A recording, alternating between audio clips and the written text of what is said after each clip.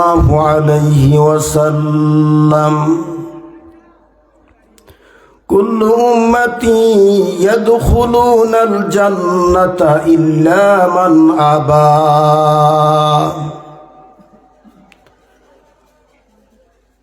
قيل ومن أبى قال من أطاعني دخل الجنة ومن عصاني فقد أبى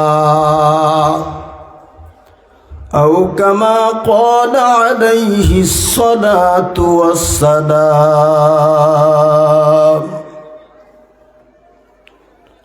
وقال الله تعالى في شأن حبيبه ومحبوبه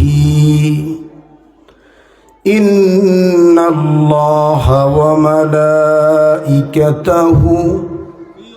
يصلون على النبي يا أيها الذين آمنوا صلوا عليه وسلموا تسليما. اللهم صل على سيدنا مولانا محمد وعلى آل سيدنا مولانا محمد.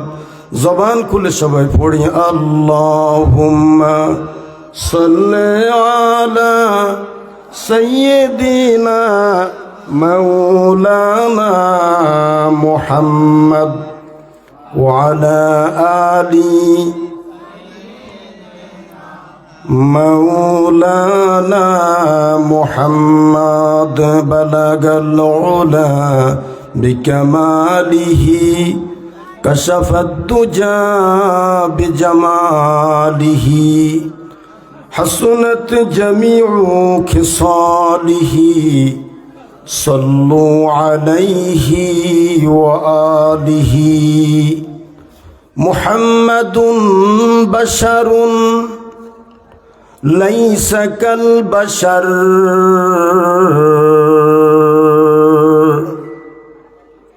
بل هو ياقوتات والناس كالحجر بلغ العلا بكماله كشف الدجى بجماله حسنت جميع خصاله صلوا عليه وآله. اللهم آمين. ربنا ظلمنا أنفسنا وإن لم تغفر لنا وترحمنا لنكونن من الخاسرين. ربنا لا تزغ قلوبنا بعد إذ هديتنا وهب لنا من لدنك رحمة إنك أنت الوهاب.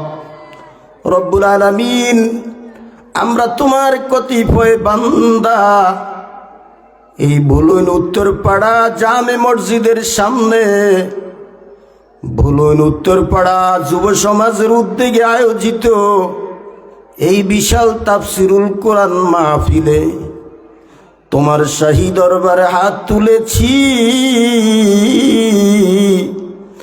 মেহেরবানি করে আমাদের সকলের তামাম জীবনের গুনাহগুলো মাফ করে দাও। এই জীবনে কত গুনাহ করছি ও মনি, গুনাহ করতে করতে আমাদের সোনার জীবনটারে বরবাদ করে দিয়েছি। এই মুহূর্তে যদি মালাকুল মউত আজরাইল আমাদের রূহ কবজ করে, আমাদের মতন পাপীদের উপায় থাকবে না। মাবুদ, আমরা তোমার দরবারে তওবা করি, এই জীবনে আর কোনো দিন গুনাহ করব না। আমাদের জীবনের গুনাহগুলো মাফ করে দাও না মাবুদ। আল্লাহ, আমাদের মাতা পিতার তামাম জীবনের গুনাহগুলো মাফ করে দাও। আমাদের মা বাপ যাদের অন্ধকার কবরে চলে গেছে, ও জানি না কে কি অবস্থায় আছে, আমাদের আব্বা আম্মার কবরটারে জান্নাতের বাগান বানিয়ে দাও। রব্বির হামহুমা কামা রব্বায়ানি সগীরা। পড়েন সবে, রব্বির হামহুমা কামা রব্বায়ানি সগীরা। আল্লাহ, আমাদের মা বাপ কত কষ্ট করে আমাদেরকে লালন পালন করেছে।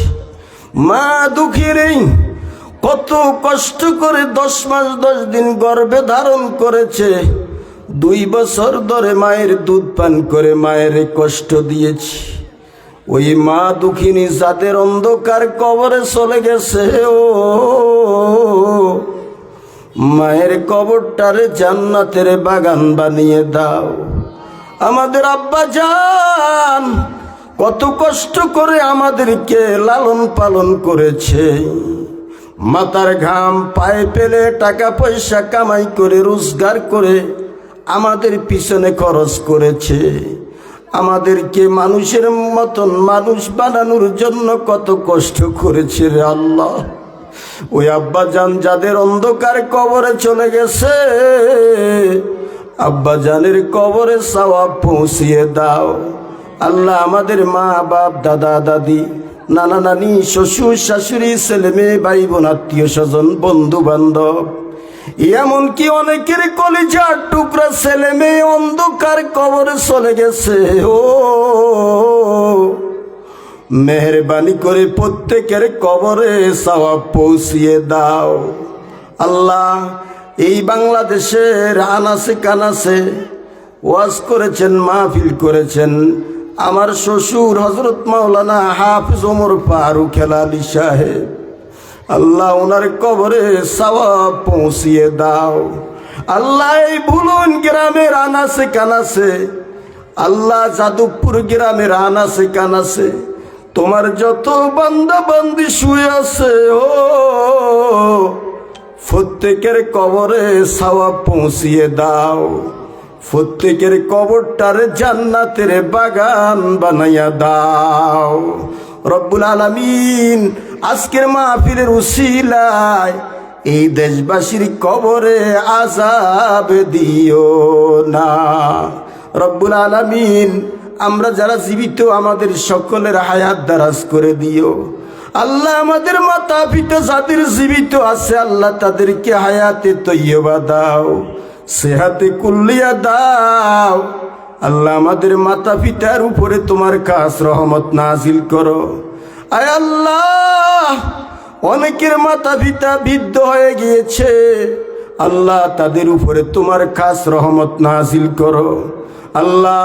বার্ধক্যজনিত যাবতীয় অসুবিধা থেকে আল্লাহ তাদেরকে হেফাজত করো আল্লাহ। খাতেমা বিল খাইর নসিব করিও,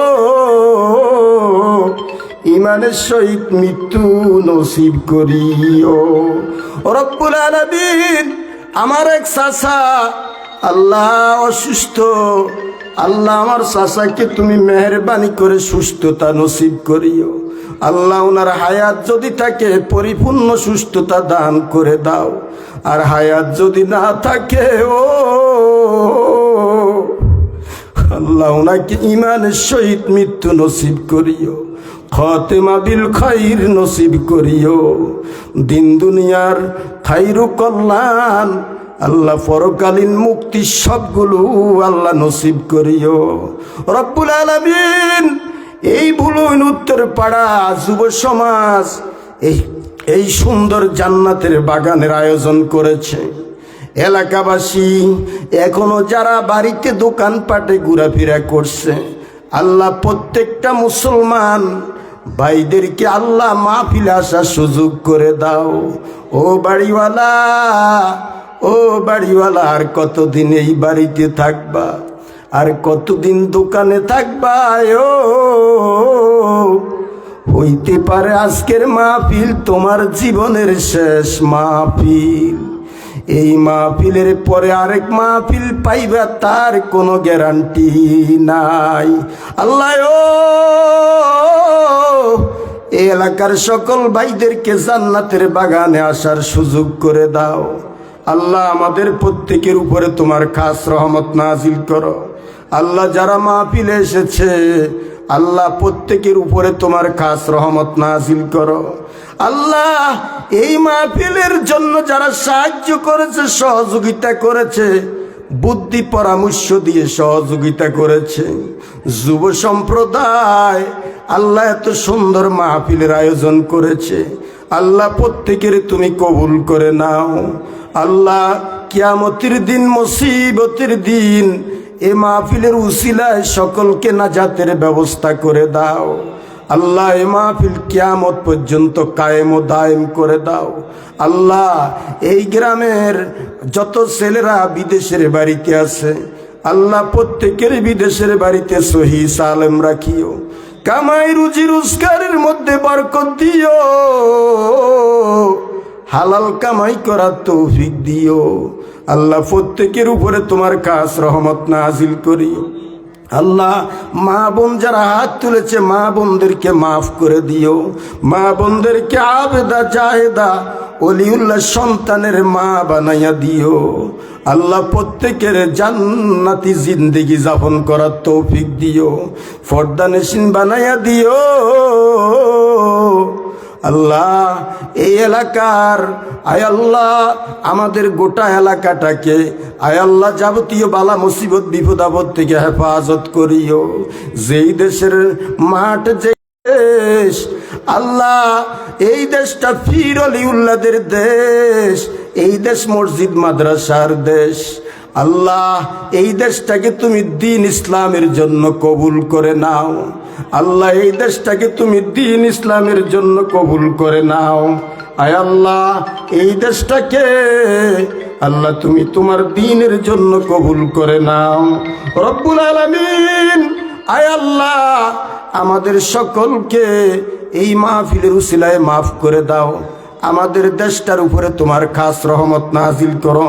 ও রব্বানা তাকাব্বাল মিন্না ইন্নাকা আনতাস সামিউল আলিম ওয়া তুব আলাইনা ইয়া মাওলানা ইন্নাকা আনতাত তাওয়াবুর রহিম ওয়াজআল আখিরা কালামিনা ইনদাল মাউত লা ইলাহা ইল্লাল্লাহু মুহাম্মাদুর রাসূলুল্লাহ সাল্লাল্লাহু আলাইহি ওয়াসাল্লাম।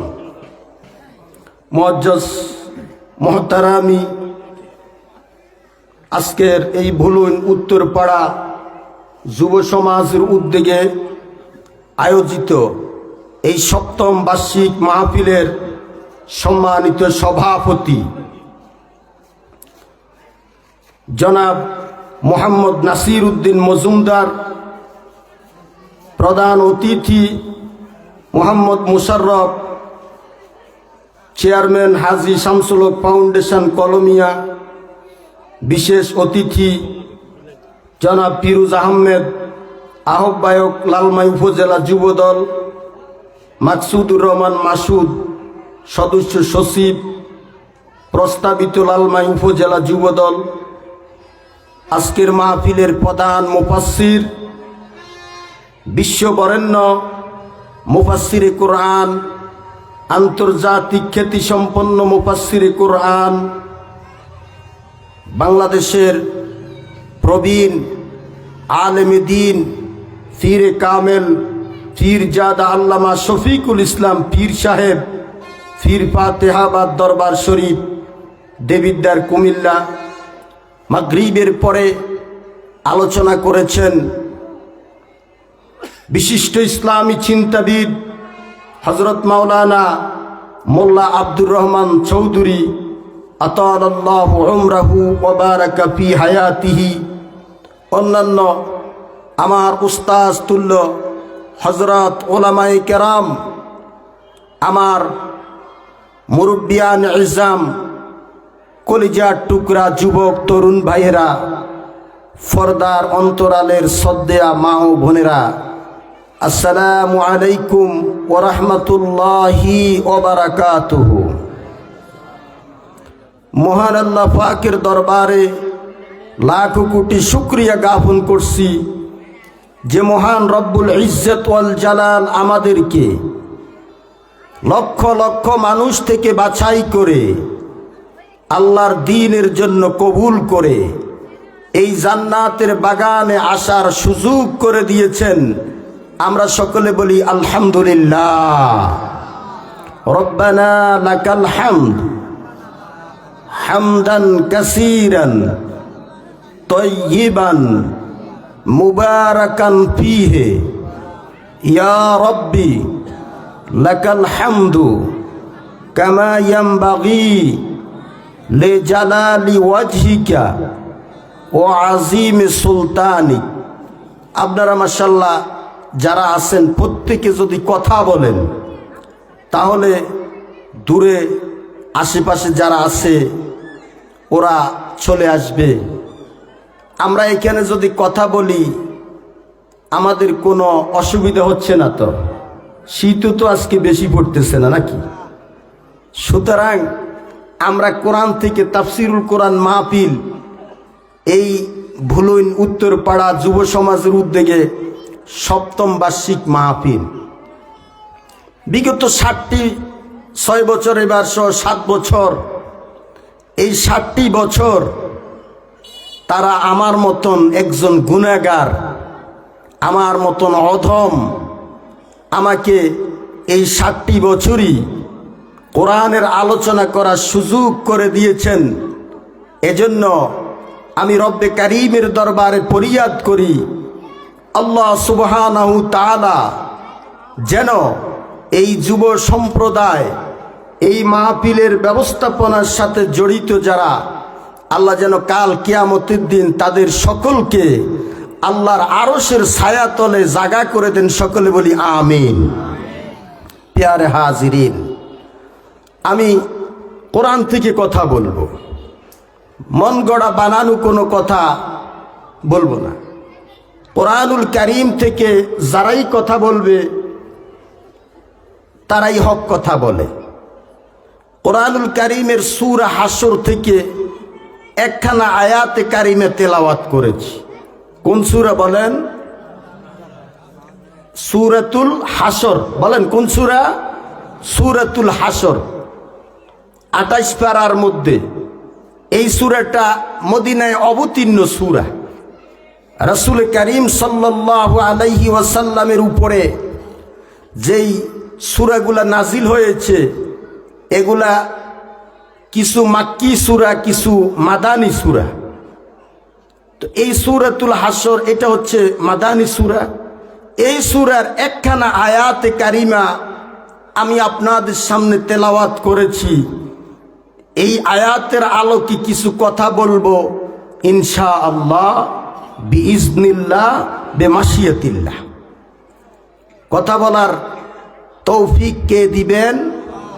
আমার কথা বলার কোনো সুযোগ নাই, আমার কথা বলার কোনো ক্ষমতা নাই। বর্তমান আপনার ফেসবুকের যুগ, ইন্টারনেটের যুগ। আপনারা গেছে কিছুদিন পূর্বে অনেকে হয়তো দেখেছেন, শুনেছেন, বগুড়াতে একজন আলেম যিনি এরকম মাহফিলে আলোচনা শুরু করেছেন। আলোচনা শুরু করে উনি স্টেজের মাঝেই ব্রেন স্ট্রোক করে পড়ে গেছেন। হাসপাতালে নেওয়ার পরে উনি ইন্তেকাল করেছেন। ইন্না লিল্লাহি ওয়া ইন্না ইলাইহি রাজিউন। তাইলে একজন বক্তা স্টেজে উঠেছেন কিন্তু কথা বলতে পারেন নাই। এটা কার ইশারা? জোরে বলেন, কার ইশারা? আমাকে কথা বলার শক্তি কে দিয়েছেন? সুতরাং আল্লাহ সুবহানাহু তাআলার কাছে আমি তৌফিক কামনা করি আল্লাহ সুবহানাহু তাআলা আমাকে যেন আল্লাহর কোরআন থেকে নবীজির অসংখ্য হাদিসের মধ্য থেকে কিছু হাদিস আপনাদের সম্মুখে বলতে পারি। আল্লাহ যেন সে তৌফিক দান করে। সকলে বলুন আল্লাহুম্মা আমিন। ভাইরা আমার, এটা কোরআনের মাহফিল। শয়তান প্রত্যেক জায়গার মধ্যে এমন একটা অবস্থান করেছে, আল্লাহ সুবহানাহু তাআলার আলোচনা যেখানে হবে, কোরআনের আলোচনা যেখানে হবে, হাদিসের আলোচনা দোকান দিতে হবে। এখন দেখা গেল মাহফিলের উছিলায় অনেকে আসে, কিন্তু দেখা যায় মাহফিলে আসে না, দোকানে যাইয়া ঘুরে ফিরে করে আড্ডা দেয়। অথচ আল্লাহর হাবিব মুহাম্মদুর রাসূলুল্লাহ সাল্লাল্লাহু আলাইহি ওয়াসাল্লাম বলেছেন, পৃথিবীর মধ্যে সবচেয়ে একান্ত মানুষ যখন সারতে না পারে, বিশেষ প্রয়োজনে ওখানে যাবে, এছাড়া ওখানে বসে বসে শুধু মানুষের গীবত আলোচনা করা হয়, ওখানে শুধু শুধু মানুষের সমালোচনা। ওখানে যতক্ষণ থাকবেন অতক্ষণ আপনার আমল নামাটা খালি ভারী হবে, আপনার আমল নামা আপনার পাপে ভরপুর হয়ে যাবে, ওখানে নেক নাই। আর এই যে মাহফিলে আসছেন, এখানে আসার কারণে আপনাদের যে যতক্ষণ এখানে বসবেন, যতক্ষণ আলোচনা শুনবেন, অতক্ষণ আল্লাহ পাক আপনার আমল নামায় সওয়াবের ব্যবস্থা করে দিবেন, ঠিক কিনা? ভাইরা আমার, আল্লাহর নবীর সাহাবী সাইয়্যিদুনা আলী রাদিয়াল্লাহু তাআলা আনহু ফরমান, মাজালিসুল ইলমি হিয়া রাউযাতুম মির রিয়াজিল জান্নাহ। আলহামদুলিল্লাহ, আমাদের আজকের মাহফিলের প্রধান মেহমান, আমাদের কাঙ্ক্ষিত মেহমান পীরজাদা আল্লামা শফিকুল ইসলাম পীর সাহেব, উনি আমাদের মাঝে তাশরীফ এনেছেন। সকলে বলি আলহামদুলিল্লাহ, আরো জোরে বলি আলহামদুলিল্লাহ। ইনশাআল্লাহ আমার আলোচনার পরেই উনি যথাসময় আলোচনা করবেন। তো যেই কথা বলছিলাম, আলী রাদিয়াল্লাহু তাআলা আনহু বলেছেন, মাজালিসুল ইলমি হিয়া রাউযাতুম মির রিয়াজিল জান্নাহ। ইলমের মজলিস, যেই মজলিসের মধ্যে আলেম ওলামারা কোরআন থেকে আলোচনা করে, হাদিস থেকে আলোচনা করে, ওটা নিছক কোনো মজলিস নয়, ওইটা অবশ্যই আল্লাহর জান্নাতের বাগান। জোরে বলুন না সুবহানাল্লাহ। ভাইরা আমার, ইয়া তানজুর নাফসুম মা কদ্দামাত লিগাদ ওয়াত্তাকুল্লাহ। আল্লাহু আকবার নামাজ সময় পড়ব সুবহানাল্লাহ, এগুলো রাসূল শিখিয়ে দিয়েছেন। রাসূল বলছে, আবু হুরায়রা সফরের মধ্যে যখন যাবে আল্লাহকে ভয় করবে, আর যখন তুমি কোনো উপরের দিকে আরোহণ করবে তখন তুমি বলবে আল্লাহু আকবার, আল্লাহু আকবার। এজন্য আমার ভাইরা, আল্লাহ রাব্বুল আলামিন কোরআন শরীফের মধ্যে বলছেন, ইয়া আইয়ুহাল্লাযীনা আমানু, হে ঈমানদারেরা, ইত্তাকুল্লাহ, আল্লাহকে ভয় করো, ওয়াল তানজুর নাফসুম মা কদ্দামাত লিগাদ। প্রত্যেকটা প্রাণী, প্রত্যেকটা পুরুষ, প্রত্যেকটা নারীর লক্ষ্য করা উচিত আগামী দিনের জন্য সে কি সঞ্চয় করেছে। আগামী দিন বুঝছেন? আগামী দিন কোনটা? আগামী দিন হচ্ছে মৃত্যুর পরের দিন। আমরা আগামী দিন বলতে দুনিয়াতে, কারণ আমি আগামী দিন বাঁচবে এর কোনো গ্যারান্টি নেই, আছে নাকি? আছে। পৃথিবীর মধ্যে আমরা যদি অনেক সময় বাল্ব কিনি, কোনো বৈদ্যুতিক জিনিসপত্র কিনি, কিছু জিনিস আমাদেরকে গ্যারান্টি দেয়, ওয়ারেন্টি দেয়, 1 বছরের গ্যারান্টি দেয়, 2 বছরের গ্যারান্টি দেয়, দেয় নাকি এরকম? আবার কিছু আছে কয় যে এগুলো ওয়ান টাইম, এগুলোর কোনো গ্যারান্টি ওয়ারেন্টি নাই, কয়গুলো যে কোনো টাইমে চলে যাইতে পারে, বলে নাকি? ঠিক আমার ভাইয়েরা, আমার বোনেরা, আমাদের জীবনটারও কোনো গ্যারান্টি নাই, ওয়ারেন্টি নাই। আছে নাকি? আছে। আমাদের জীবনটার কোনো গ্যারান্টি নেই, যে কোনো টাইমে আমাদের রুহটা চলে যেতে পারে। এজন্য পৃথিবীতে আমরা যতদিন আছি, আল্লাহ রাব্বুল আলামিন বলতেছে আগামী দিনের জন্য কি সঞ্চয় করেছো? ওয়াল তানজুর, লক্ষ্য করো, খেয়াল করো, মা কদ্দামাত লিগাদ, আগামী দিনের জন্য তুমি কি সঞ্চয় করেছো, মৃত্যুর পরে আল্লাহর কাছে কি নিয়ে যাবে। ভাইরা আমার, পৃথিবীর মধ্যে আমি কোটি টাকার মালিক, অনেক সম্পদের মালিক, অনেক বাড়ির মালিক, অনেক গাড়ির মালিক, কিন্তু আমি আল্লাহর জন্য কি করেছি? আল্লাহর রাস্তায় যদি আমি কিছু দান করি, এটা আমার পরকালের পুঁজি, ঠিক না? এটা কি পরকালের পুঁজি। আমি যদি কোটি কোটি টাকা রেখে যাই, আমার মৃত্যুর পরে আমার ছেলে মালিক হবে, আমার মেয়ে মালিক হবে, আমার ওয়ারিসরা মালিক হবে। কিন্তু মসজিদের জন্য কি দিলাম, মাদ্রাসার জন্য গরিব দুঃখীদেরকে যা দিলাম, এটাই আমার কাজে লাগবে, এটাই হচ্ছে আমার পরকালীন সম্বল, এটাই হচ্ছে আগামী দিনের সম্বল। আল্লাহ রাব্বুল আলামিন বলতেছে, ও বান্দা বান্দিরা, প্রত্যেকটা প্রাণীর উচিত, প্রত্যেকটা বান্দা বান্দির খেয়াল করা উচিত আগামী দিনের জন্য সে কি সঞ্চয় করেছে, আগামী দিনের জন্য কি রেখেছে। যখন কোনো মানুষ মৃত্যুবরণ করে, দুনিয়ার মানুষ এসে জিজ্ঞেস করে, মা আখারাত, মা আখারাত, এই মৃত ব্যক্তি কি রাখিয়া গেছে, ছেলে কয়টা, মেয়ে কয়টা, ছেলে কয়টা বিদেশে থাকে, মেয়ে কয়টারে বিয়ে দিছে। আমরা এরকম খোঁজ খবর নেই না? জানাজার মধ্যে আসে খবর নেয়, ওই বেটা জায়গা সম্পত্তি কেমন রাখিয়া গেছে, বাড়ি ঘর কিছু করছে নাকি, বাড়ি কয়টা করছে, ছেলে কয়টা ইউরোপ থাকে, কয়টা আমেরিকা থাকে, মেয়ে কয়টারে বিয়ে দিছে, জামাই বাড়ির তারা অর্থশালী কিনা, এই খোঁজ খবরগুলা জানাজাতে যাইয়া মানুষ নিতে থাকে।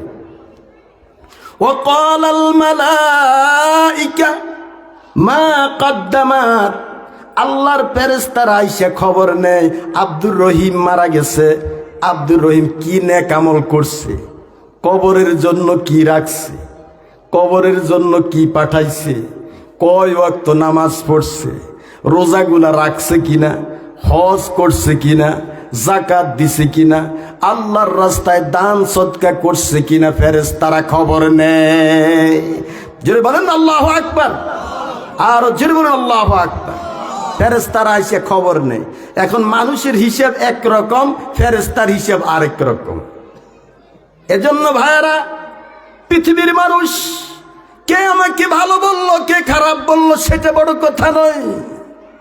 আমার মৃত্যুর পরে দুনিয়ার মানুষ যদি সবাই যদি আমার লাশের উপরে জুতা মারে, আমাদের দেশে ট্র্যাডিশন শুরু হয়েছে, আপনার মানুষ যখন মারা যায়, রাসূলুল্লাহ সাল্লাল্লাহু আলাইহি সাল্লাম বলছে, মৃত ব্যক্তিরে সম্মান করো, সে যেই হোক, সে ভালো হোক খারাপ হোক, মৃত ব্যক্তির সমালোচনা করো না।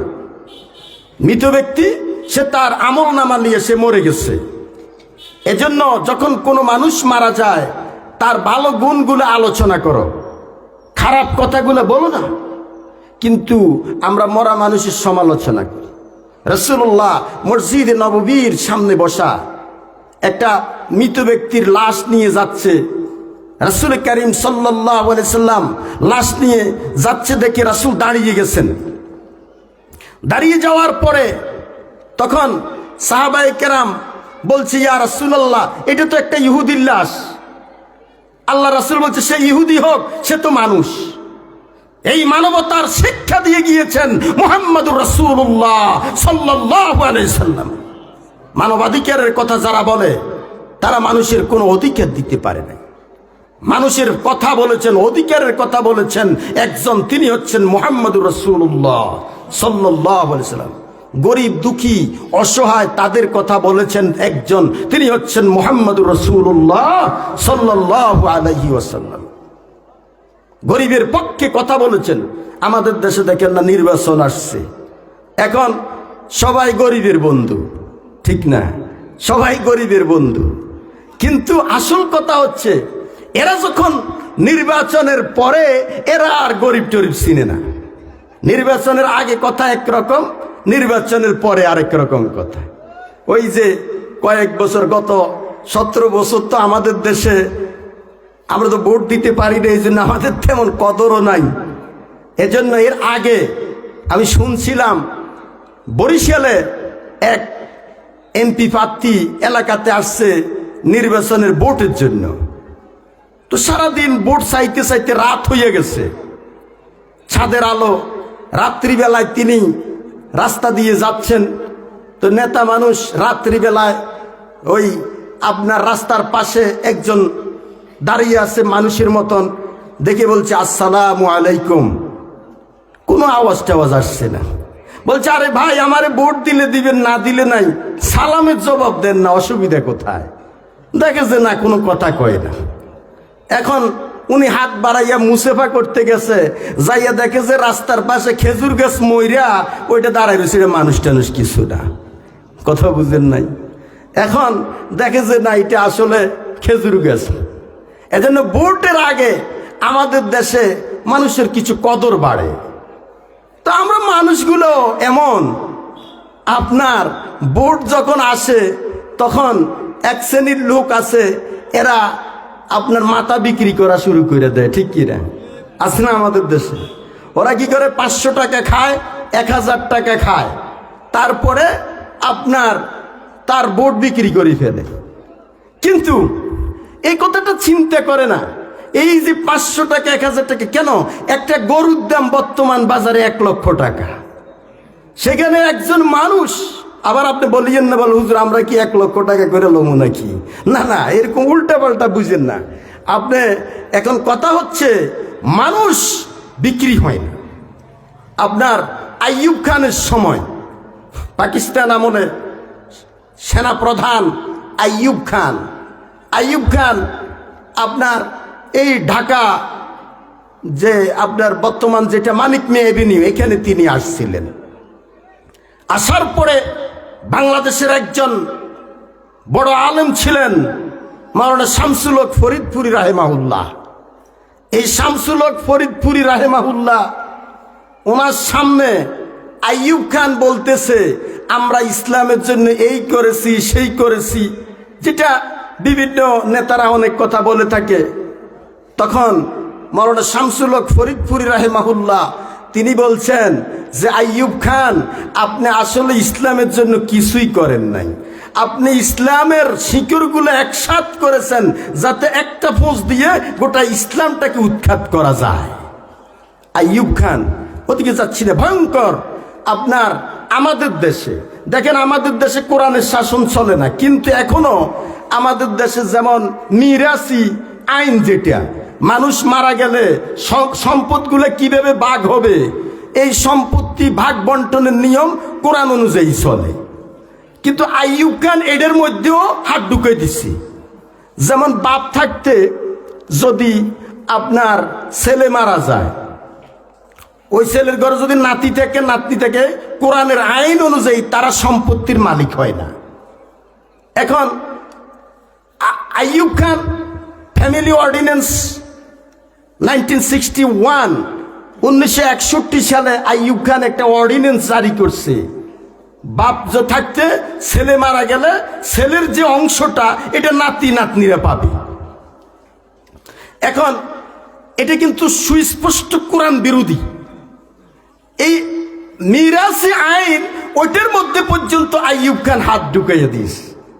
তো সেই জায়গার মধ্যে মাওলানা শামসুল হক ফরিদপুরি রাহেমাহুল্লাহ তিনি বলছেন, আপনি ইসলামের জন্য কি করেছেন? আপনি ইসলামের শিকড়গুলো একসাথ করেছেন যাতে এক ফুঁসে কেটে দেওয়া যায়। তখন আইয়ুব খান তিনি বলছেন, এই মাওলানা আপনি কার সামনে কথা বলছেন? মাই পাঠান কা বাচ্চা পাঠান হয়, আমি পাঠানের ছেলে পাঠান, আপনি আমাকে ভয় পান না? মাওলানা শামসুল হক ফরিদপুরি রাহেমাহুল্লাহ তিনি বলছেন, আপনি পাঠানের ছেলে পাঠান, আমি কিন্তু মুসলমানের ছেলে মুসলমান।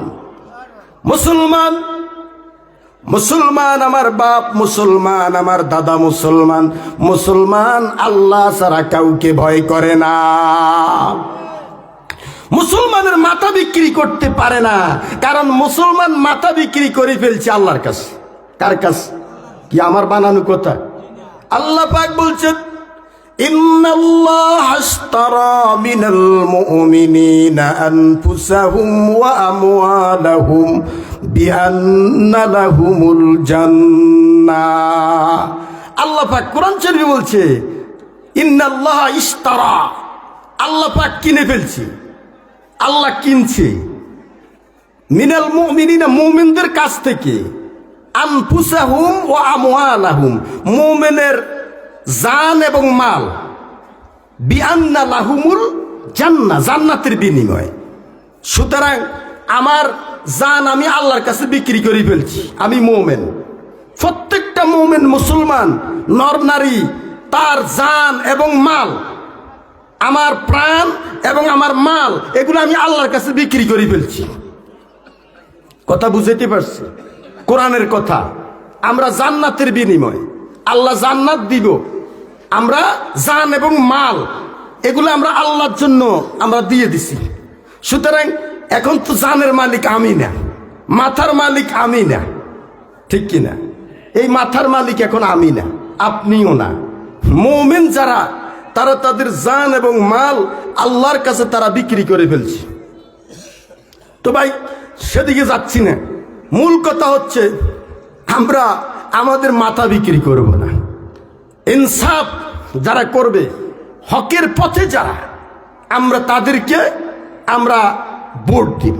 আমরা আল্লাহর কাছে দোয়া করি, আগামী ফেব্রুয়ারির 12 তারিখ যে নির্বাচন হবে, আমরা আল্লাহর কাছে দোয়া করব, আল্লাহর কাছে দোয়া করি আল্লাহ পাক যেন সুষ্ঠু একটা নির্বাচনের ব্যবস্থা করে দেয়। সকল বলেন আমিন। কি আপনাদের কোনো কথা আছে? আমাদের কথা হচ্ছে ভোট কেন্দ্র দখল চলবে না। আমাদের কথা হচ্ছে যেই ক্ষমতাতে আসুক, জনগণ যাদেরকে ভোট দিব ওরা ক্ষমতাতে আসুক, আমাদের কোনো আপত্তি নাই। না আপনাদের আছে? আপনাদের আছে।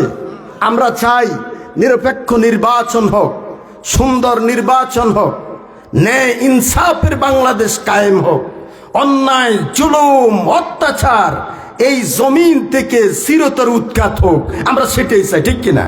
আপনারা কি চান নাকি আরো কোনটা চান? আমরা এটাই চাই। তো ভাইয়ের আমার, আল্লাহ সুবহানাহু ওয়া তাআলা বলছে ইত্তাকুল্লাহ, আল্লাহরে ভয় করো। আগামী দিনের জন্য কি সঞ্চয় করেছো, পরকালের জন্য কি পুঁজি ব্যবস্থা করেছো, ওইদিকে লক্ষ্য করো, খেয়াল করো। ওয়াত্তাকুল্লাহ, আল্লাহকে ভয় করো। ইন্নাল্লাহা খাবীরুম বিমা তা'মালুন, তুমি কি আমল করো আল্লাহ দেখে। রাতের গভীরে তুমি কি আমল করো আল্লাহ দেখে। দুনিয়ার কেউ যখন জানে না, দুনিয়ার সবাই যখন ঘুমিয়ে পড়ে, আল্লাহ ঘুমায় নাকি? আল্লাহু লা ইলাহা ইল্লা হুয়াল হাইয়ুল কাইয়্যুম লা তা'খুযুহু সিনাতুন ওয়ালা নাওম। আল্লাহ পাক তিনি হচ্ছেন চিরজীবী, তিনি হচ্ছেন চিরস্থায়ী। আল্লাহ রাব্বুল আলামিন, তার কোনো ঘুম নাই, তন্দ্রা নাই। তন্দ্রা বুঝেন নাকি? লা তা'খুযুহু সিনাতুন ওয়ালা নাওম। সিনাতুন, সিনাতুন হচ্ছে তন্দ্রা। তন্দ্রাটা আসে ঘুমের আগে, এই জন্য আল্লাহ সিনাতুন আগে কইছে, নাওম পরে কইছে। কেমন? ঘুমের আগে। দেখবেন অনেক সময় জিমেনি, আমরা কি বলি? জিমেনি বলি, জিমেতে আছে, দুনিয়ার কোনো খবর নাই। আল্লাহ সুবহানাহু ওয়া তাআলা তিনি এমন, উনি জিমেনও না, ঘুমানো না। কে বলছে? আল্লাহ নিজেই বলছে। ভাইরা আমার, মূসা আলাইহিস সালাম আল্লাহর পয়গম্বর, আল্লাহর প্রিয় নবী মূসা আল্লাহর একবার জিজ্ঞেস করছে, আচ্ছা আল্লাহ, দুনিয়ার সবাই ঘুমায়, তুমি ঘুমাও না কেন? ব্যাপার কি? আল্লাহ যখন জিজ্ঞেস করছেন, মূসা আলাইহিস সালামের জবাবে আল্লাহ পাক বলতেছেন, মূসারে, আমি আজকে বললাম আমার জন্য এক গ্লাস পানি নিয়ে দাঁড়িয়ে থাকবা, রাত্রি বেলায় এক গ্লাস পানি নিয়ে দাঁড়িয়ে থাকবা। আমি যখন ডাক দিই তখন আমারে পানিটা দিবে। ওদিকে আল্লাহ রাত যত গভীর হচ্ছে মুসা আলাইহিস সালামের এত ঘুম আসতেছে। কথা বুঝেন না? ওয়াজআলনা নাওমাকুম সুবাতা। ঘুমটা কিন্তু আসলে খুবই দরকারি। যার ঘুম হয় না, কয়েক রাত যদি ঘুম না হয় ডাক্তারের কাছে যায়, ডাক্তার সাহেব আমার ঘুম হয় না, তখন ডাক্তার সাহেব ঘুমের ওষুধ দেয়। এই যে ঘুমটা, এটা আল্লাহর একটা বড় নিয়ামত। যার ঘুম নাই সে বুঝে। এজন্য আল্লাহ সুবহানাহু ওয়া তাআলা বলছে, মুসা আমি যখন পানি চাই তখন তুমি পানি দিবা। যখন রাত গভীর, আল্লাহ নবী মুসার চোখের মধ্যে ঘুম আসলো, পানি নিয়ে দাঁড়িয়ে আছে। ঘুম যখন মুসাকে আচ্ছন্ন করে ফেলল, হযরত মুসার হাত থেকে পানি পড়ে গেল। এবার মুসা, হেই পানি কই, হেই মুসা পানি দাও। মুসা কয় পানি তো নাই।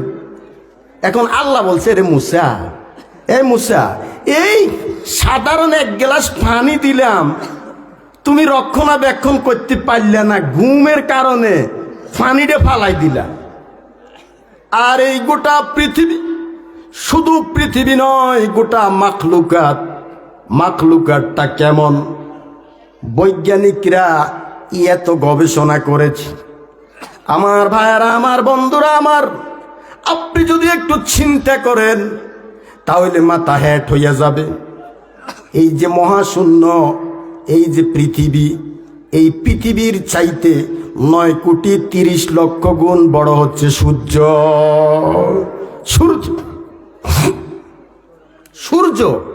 এই সূর্য পৃথিবী থেকে 13 লক্ষ গুণ বড়। পৃথিবী থেকে 13 লক্ষ গুণ বড় হচ্ছে সূর্য। আর পৃথিবী থেকে দূরত্ব 9,30,00,000 মাইল দূরে সূর্য। তাহলে এরকম একটা পৃথিবীর মতন 13 লক্ষ পৃথিবী একটা সূর্যের সমান। এই যে তারকারাজিগুলো দেখেন, এই যে আকাশে লক্ষ লক্ষ তারকা আছে, আমরা যে তারকাগুলা দেখি, এই তারকাগুলা বৈজ্ঞানিকরা বলতেছে এক একটা তারকা কয়েক লক্ষ সূর্য একসাথে গিলে ফেলতে পারে। সুবহানাল্লাহ, সুবহানাল্লাহ বলবেন না? আরো জোরে বলুন সুবহানাল্লাহ। এখন তারকাগুলা আপনার সূর্য থেকে কোটি কোটি মাইল দূরে, এজন্য তারকাগুলোর ছোট দেখা যায়। আবার বৈজ্ঞানিকরা আরো কিছু কথা বলছে, মিল্কি ওয়ে গ্যালাক্সির মধ্যে এমন কিছু তারকা আছে যেই তারকাগুলা এখনো যাদের আলো পৃথিবীতে আসে নাই, অথচ আলোর গতি প্রতি সেকেন্ডে 1,86,000 মাইল। আপনি চিন্তা করে কুলাইতে পারবেন? আপনি চিন্তা করে কুলাইতে পারবেন না। আপনি চিন্তা করে কুলাতে পারবেন না। আমার বন্ধুরা, ওদিকে যাচ্ছি না। আমার মূল কথা ছিল, আল্লাহ রাব্বুল আলামিন বলছে, মুসা রে, আমি আল্লাহ যদি ঘুমিয়ে পড়ি তাইলে আমার এই মাখলুকাতকে নিয়ন্ত্রণ করবে। আজকের বৈজ্ঞানিকরা বলছে সূর্য ঘুরে, চন্দ্র ঘুরে, পৃথিবী ঘুরে, সূর্যের চারদিকে পৃথিবী ঘুরে, বৈজ্ঞানিকরা বলতেছে। অথচ এই কথা 1,500 বছর আগে আমার আল্লাহ কোরআন শরীফে সূরা ইয়াসিনের মধ্যে বলে দিয়েছেন। আল্লাহ রাব্বুল আলামিন বলছে, আল-শামসু ইয়ানবাগি লাহা আন তুদরিকাল কামার ওয়ালাল-লাইলু সাবিকুন নাহারা ওয়া কুল্লুন ফি ফালাকিন ইয়াসবাহুন। আল্লাহু আকবার। আল্লাহ পাক বলছেন, সূর্য পারে না, সূর্যের ক্ষমতা নাই চন্দ্রের আগে যাওয়ার, চন্দ্রের ক্ষমতা নাই সূর্যের আগে যাওয়ার, সূর্যের ক্ষমতা নাই। এখন বাজে কয়টা? এখন বাজে রাত 8:20। সূর্যের ক্ষমতা নাই এই মুহূর্তে আকাশের মধ্যে দেখা দেওয়া, সূর্যের ক্ষমতা নাই। সূর্য কার আইন মানে? চন্দ্র কার আইন মানে? ওয়া কুল্লুন ফি ফালাকিন ইয়াসবাহুন। আল্লাহ কয় সবাই নিজ নিজ কক্ষপথে ঘুরতেছে। তো এই কথা বৈজ্ঞানিকরা সেদিনে না আবিষ্কার করছে। ভাইয়ের আমার মনে হয় ওই তিন বন্ধু আপনার টেলিভিশন চায়, দোকানে বসে বসে আর সিঙ্গারা খায়। তো খাইতে খাইতে এক বন্ধু বলছে, রে দোস্ত, ওই আমার মাথার মধ্যে একটা চিন্তা ঢুকছে। কই কি ঢুকছে? ওই যে এই যে এরোপ্লেন, উড়োজাহাজ আকাশের মধ্যে উড়ে, এটা কেমনে রে উড়ে? এই যে সত্যি আমরা ১৫০০ বছর আগে আমার রাসূল বলে গেছেন, যেই কোরআনুল কারীম আল্লাহ সুবহানাহু ওয়া তাআলা রাসূলুল্লাহর উপরে নাজিল করেছেন, এই কোরআনের মধ্যে আল্লাহ কিন্তু সব বলে গেছেন। আমরা তো কোরআনের কাছে নাই, আমরা তো কোরআন পড়ি না, আমরা কোরআনের ধারে কাছেও নাই। আমরা দুনিয়া সব বুঝি, আমরা কোরআন বুঝি না। আমি অনেক সময় আফসোস করি, দুঃখ করি, ইউরোপ আমেরিকাতে আপনার আজকে ইউরোপ আমেরিকাতে অনেক অমুসলিম মুসলমান হচ্ছে। এই অমুসলিমরা মুসলমান হওয়ার পরে তারা কোরআন শরীফ শিখে ফেলতেছে। কিন্তু আমরা এমন পোড়া কপাল জাতি, আমার বাপ মুসলমান, দাদা মুসলমান, 14 গোষ্ঠী মুসলমান, কিন্তু আমি রেডিমেড মুসলমান হয়ে গেছি, আমি কোরআন শরীফ পড়তে পারি না। আসি না আমরা এরকম? দুনিয়ার সব জানি, মানুষের ঠকান লাগে কিভাবে ওইটা জানি। বেটা কটকালি করে, মুক্তারি করে আর কি। তো এখন ছেলের বিয়ের জন্য গেছে, এখন ছেলে তো আপনার লেখাপড়া করছে, ছেলে 1 পাস।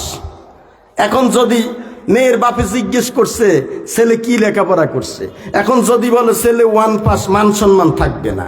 এখন মুক্তিয়ার বেটা যাইয়া বলতেছে ছেলে কিন্তু আপনার নন মেট্রিক। কথা বুঝছেন নাকি? মুক্তিয়ার বুঝছে যদি 1 পাস ধরিয়ে বলি তাহলে তো বিয়ে হবে না। এজন্য মুক্তিয়ার বলছে ছেলে নন মেট্রিক, মানে কোন রকম ছেলে মেট্রিক পাস করে নাই, অর্থাৎ 9 ক্লাস কম মেট্রিক পাস। কথা বুঝেন নাই? এজন্য চালাকি করিয়ে লেছি, খুব চালাক মানুষ। ওই যে এক লোক বাজারের মধ্যে দুধের সাথে পানি মিক্স করে ওই দুধ বিক্রি করতেছে। তা এখন বিক্রি করতেছে দুধ, এখন সে বলছে আমার একেবারে খাঁটি গরুর দুধ। তো এখন বেটা ছেলে দেখলো আর আমার আব্বা তো পানি মিক্স করলো দুধের সাথে, এখন বাজারে যে মিথ্যে কথা বলতেছে। কথা বুঝেন নাই? এখন ছেলে বলছে আব্বা আপনি না দুধের সাথে পানি মিশাইলেন, এখন যে আপনি কইতেছেন খাঁটি গরুর দুধ। তো আব্বা কয় আরে পুত্রে তোর তো বুঝ জ্ঞান হয় না, ছোট মানুষ বুঝোস না। কয় যে আমি তো দুধ খাঁটি বলি নাই, আমি বলছি গরু না খাঁটি, গরু তো খাঁটি দুধ দিছি, গরু তো মিক্স দুধ দেয় নাই। তা আমি বলছি খাঁটি গরুর দুধ, আমি তো মানে দুধের সাথে পানি মিক্স তো আর গরুই করে নাই, পানি মিক্স করছি আমি, সুতরাং আমি তো মিথ্যে কথা বলি নাই। ভাইয়েরা আমার, কৃষক মানুষ কোন ক্ষেত্রে কোন ধান দিলে ভালো হবে ওইটা ভালো করে জানে, কিন্তু আল্লাহর কোরআন জানে না। আল্লাহর কোরআন জানে না। এই জন্য আমার নবী বলেছেন উতলুবুল ইলমা মিনাল মাহাদে ইলাল লাহাদ। ও আমার উম্মতেরা, দোলনা থেকে কবর পর্যন্ত তোমরা এলেম অর্জন করো। আপনার মসজিদে হুজুর আছে, আপনার মক্তবে হুজুর আছে, আপনি বুড়া হয়েছেন, অসুবিধা কোথায়? আপনি শরম নাই, আপনি হুজুর রেজাই বলেন হুজুর আমি কোরআন শরীফ পড়তে পারি না। কি কোন? আমি বেড়াইত মানুষ, কোরআন শরীফ পড়তে পারবো, এটা কি কথা হইল নাকি? আপনি আমারে কোরআন শরীফ শিখেন, হুজুর আমারে কোরআন শরীফ শিখেন। এই একটা ভালো পরামর্শ দিলাম, ভালো বুদ্ধি দিলাম। আপনি বুড়া হয়েছেন, কোনো সমস্যা নাই, আপনি মক্তবে যান। আপনি যদি কোরআন শিখতে শিখতে যদি মৃত্যুবরণ করেন, তাহলে আমি বলে গেলাম আল্লাহর নবী বলেছেন আপনি সোজা জান্নাতে চলে যাবেন। আপনি সোজা জান্নাতে যাবেন। আপনি কোরআন শিখেন, কোরআন শিখেন। কোরআন শিখতে শিখতে যারা কোরআন পড়তে পারি, আমরা অর্থ পারি না, আমি প্রত্যেকের অনুরোধ করব, হাতে পায়ে ধরে অনুরোধ করব, আপনারা আল্লাহর কোরআন অর্থসহ পড়েন। বাংলায় অনুবাদ আছে, আপনি অর্থসহ জীবনে কত কোরআন খতম দিলেন, আপনি কোরআন শরীফের অর্থ বুঝলেন না। আপনি কোরআন শরীফের অর্থসহ এক খতম দেন। আমি প্রত্যেকটা যারা জেনারেল শিক্ষিত আছেন, আপনি এই কাজটা অন্তত করেন, কোরআন বুঝেন, কোরআন শিখেন। এই কোরআন থেকে দূরে চলে যাওয়ার কারণে আজকে জাতির এই দুরবস্থা। কোরআন শিখেন, কোরআন বুঝেন। তো আমি বলছি, আল্লাহ সুবহানাহু ওয়া তাআলা সূরা হাসরের একটা আয়াত, এই আয়াতের মধ্যে আল্লাহ 2 বার বলছে ইত্তাকুল্লাহ, ইত্তাকুল্লাহ, আল্লাহরে ভয় করো, আল্লাহরে ভয় করো। অসংখ্যবার কোরআনে আসছে, কিন্তু একটা আয়াতের মধ্যে আল্লাহ 2 বার বলছে ও বান্দা বান্দি আল্লাহরে ভয় করো, আল্লাহরে ভয় করো। তো কেমন আল্লাহ? আল্লাহ ঘুমায় না, বলছি না? মুসা আলাইহিস সালাম রে আল্লাহ বলছে, মুসা, 1 গ্লাস পানি তুমি রক্ষণাবেক্ষণ করতে পারো নাই, আর আমি আল্লাহ যদি ঘুমিয়ে পড়ি, রাত 12টা বাজে, আমি আল্লাহ ঘুমিয়ে গেলাম, আমার কোনো বান্দা যদি অসুস্থ হইয়া পড়ে, আমার নিজের কথা, গত পরশুদিন আমি ভালো মানুষ শুইলাম, হঠাৎ করে রাত তখন বাজে 12টা, এখন 12টার সময় শরীরটা দেখি যে খুব খারাপ লাগতেছে হঠাৎ করে। এখন এমন মনে হচ্ছে যেন এই মাত্র মারা যাব, কিন্তু এখন তো 12টার সময়, ডাক্তার কোথায় পাই, কারে ফোন করি? তখন মনে হলো যে আল্লাহ তুমি না মুসা নবীর কে বলছো তুমি মহা এই সমস্ত মাখলুকাতের তুমি নিয়ন্ত্রণ করো। আল্লাহ তুমি না বলেছো আমি যদি রাতের 12টায় ঘুমিয়ে পড়ি, আমার বান্দা কার কাছে চাইবে রে আল্লাহ? বললাম আল্লাহ, আল্লাহ, আল্লাহ। ও বান্দা বিপদে যখন পড়ো আল্লাহরে ডাকো, ও বান্দা মুসিবতে যখন পড়ো আল্লাহরে ডাকো। ও বান্দা দুনিয়ার কেউ শুনে না, তোমার পাশে তোমার স্ত্রী শুয়ে আছে, তোমার মনের খবর জানে না, কিন্তু তোমার মনের খবর জানেন তিনি কে? তিনি কে?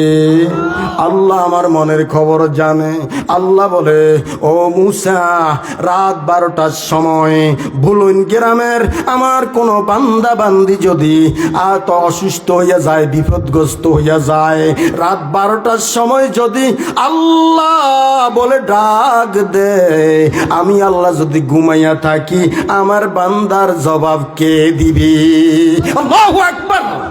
ও বান্দা, ও বান্দি, আমি আল্লাহ ঘুমাই না। তুমি রাতের 12টাতে ডাক দিলেও শুনি, আস্তে ডাক দিলেও শুনি, জোরে ডাক দিলেও শুনি। ও বান্দা, ও বান্দি, তোমার যা কিছু বলার আমার কাছে বলো। অথচ বান্দা বান্দি বুঝে না, বান্দা বান্দি আল্লাহর কাছে চায় না, মাজারের কাছে চাইতে চায়, মাজারের কাছে চাইতে চায়। আমার বন্ধুরা, আমরা এই কথাগুলো আমরা জাতিকে বোঝানোর চেষ্টা করি। আপনারা আমার প্রতিবেশী, আমার বাড়ি যাদবপুর, আপনাদের বাড়ি ভুলুন, আপনারা আমার প্রতিবেশী।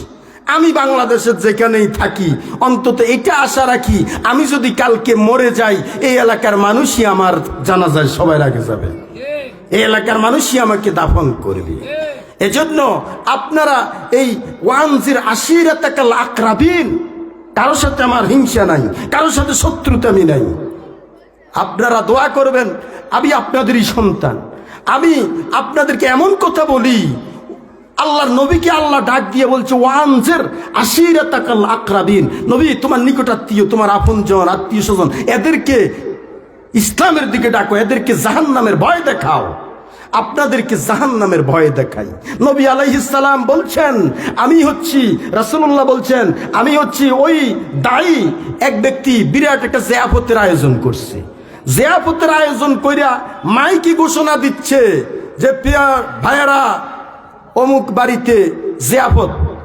তা এখন কিছু লোকে শুনছে, শুনে গেছে, আর কিছু লোকে কয় তোর এই বেটার কথা কে শুনে, জিয়াফত দিলে বুঝি আরো মানুষে মাইকি দাওয়াত দেয়।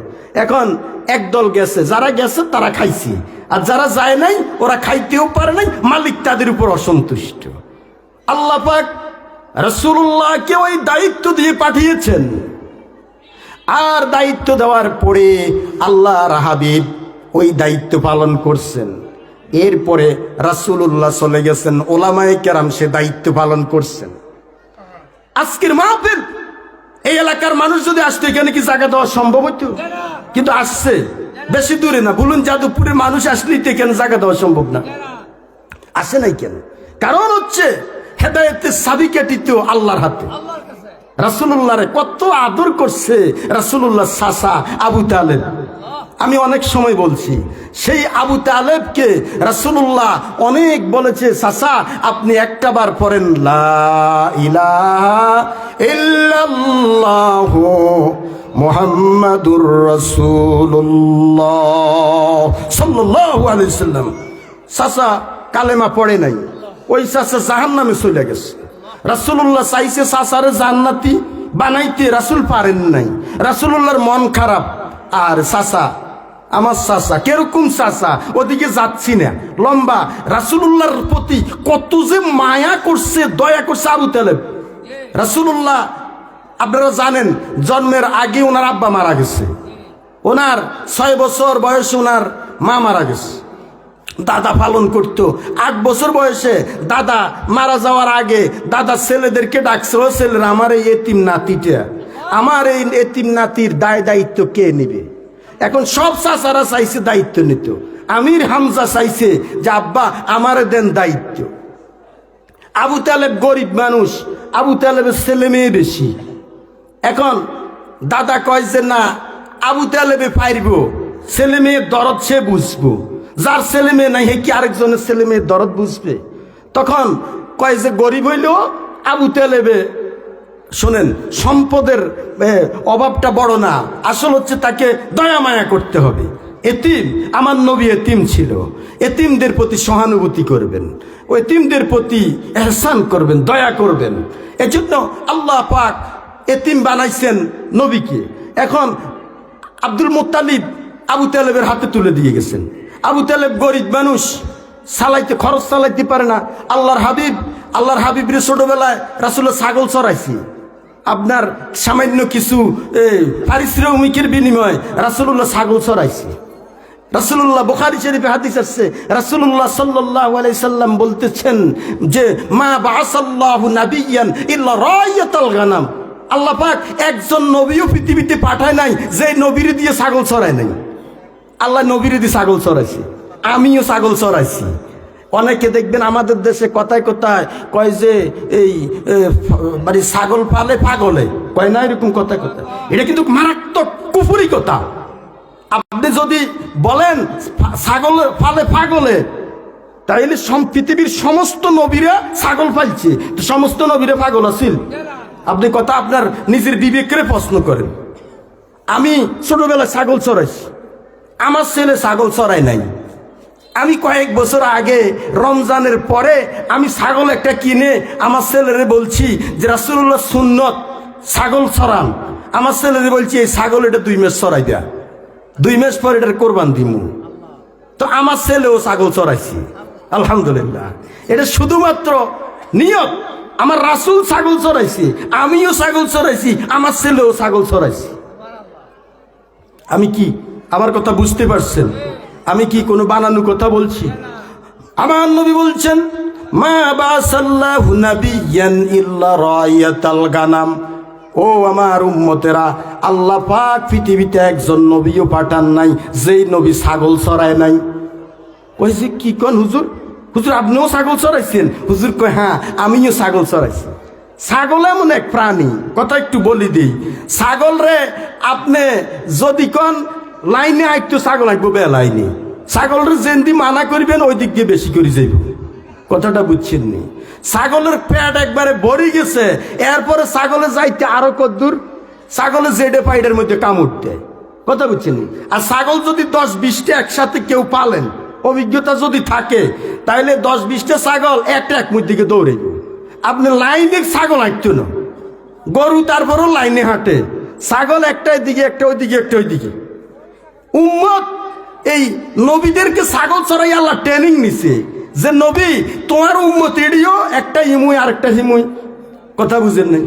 বর্তমানে যারা ইমাম এই আমাদের দেশে, আমি মনে করি যারা ইমাম সাহেব, এই ইমাম সাহেব এই নবুয়তের দায়িত্বটা তো ইমামরা পালন করতেছে, আলেমরা পালন করতেছে। এই যে মুসল্লিরা দেখেন না কত রঙের মুসল্লি, এক মুসল্লি এই দল করে, আরেক মুসল্লি এই দল করে, এক মুসল্লি এই পিসাবের মুরিদ, আরেক মুসল্লি এই পিসাবের মুরিদ। হুজুর হচ্ছে বিপদ। কথাটা বুঝেন নাই? হুজুর মিলের দাঁড়াই পড়লেও দোষ, বই পড়লেও দোষ। কথাটা বুঝেন নাই? একবার আমার মাহফিল ছিল কাজী ইব্রাহিম সাহেব, ওনার সাথে আমার মাহফিল। কাজী ইব্রাহিম সাহেব আমি একসাথে মাহফিল করি। এখন ইমাম সাহেব হুজুর আমারে আইসে কয় যে হুজুর, এই আমার এক মুসল্লি কাজী ইব্রাহিম সাহেবের ভক্ত ঢাকাতে থাকে, উনি কাজী ইব্রাহিম সাহেবের দাওয়াত দিচ্ছে। তো কি হয়েছে?